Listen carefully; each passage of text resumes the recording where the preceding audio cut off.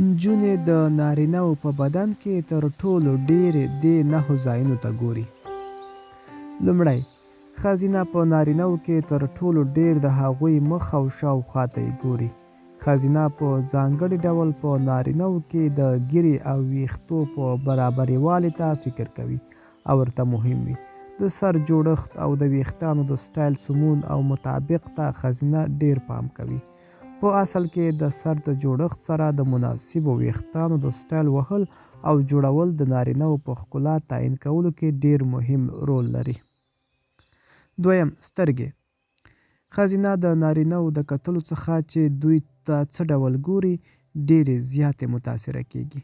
له همدې کبله د هغوی سترګو ته د یو کونج او بل کونج څخه ډېر زیات ګوري. همدا ډول ښځینه د نارینه‌وو د سترګو کتلو څخه ډېر څه زده کوي. دریم: غاښونه. نظافت او پاکوالی د ښځو لپاره تر بل هر څه ډېر ارزښت لري. له همدې کبله ښځینه د نارینه‌وو غاښونو ته ډېر زیات ګوري. د غاښونو پاکوالی که د یوې خوا د پاکوالي له اړخه مهم دی، د بل خوا د انسان په ښکلا کې هم مهم رول لري. څلورم: لاسونه. په حیرانوونکي ډول ښځینه د نارینه‌وو لاسونو ته ډېر زیات ارزښت ورکوي. د نارینه‌وو د لاسونو پاکوالی د ښځو لپاره د پام وړ شی دی. پنځم: کوناټي.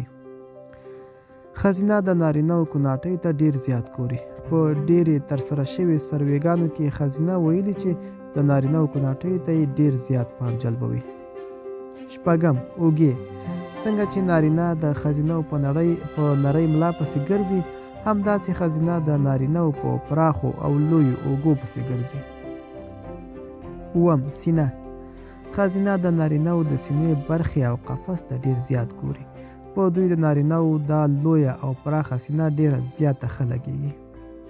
اتم: بوټ. که مو پام کړی وي، ښځینه بوټان ډېر ظریف او عصري وي.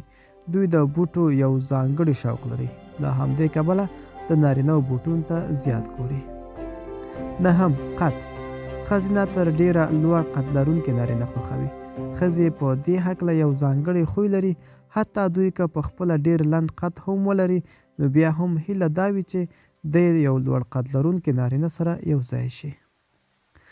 ملګرو، دا وه زموږه چمتو شوې ویډیو. د ویډیو په اړه که کوم نظر لرئ، کومنټ کې راسره شریک کړئ او تر بلې ویډیو پورې ښه وخت ولرئ.